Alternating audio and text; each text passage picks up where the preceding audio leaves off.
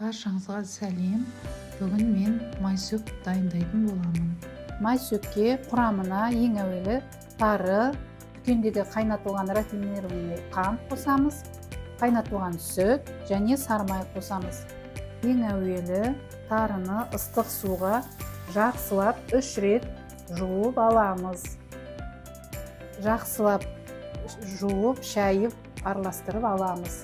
Осылай бөлек ыдысқа суын төгіп аламыз. Жақсылап 3 рет жуып, шайып, суын төгіп тазарғанша ауыстырамыз суын. Жақсылап жуылған тарының үстіне қайнатылған сүтті құямыз. Осылай құйып, бетін араластырып, бетін 20 минутқа жауып қоямыз. Тарымыз сүтке жақсылап сіңді.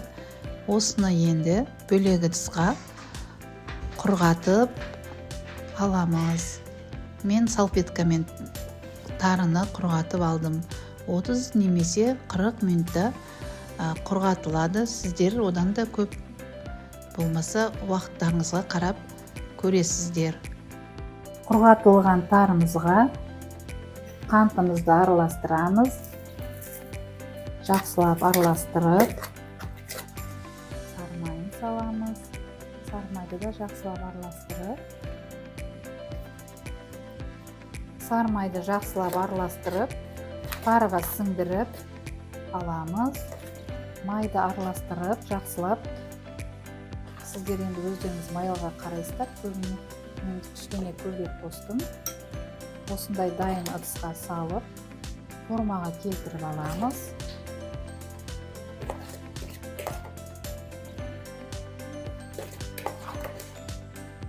Тарымызды осылай формада салып аламыз. Тарымыз дайын болды. Сіздер де жасап көріңіздер, каналға тіркеліңіз.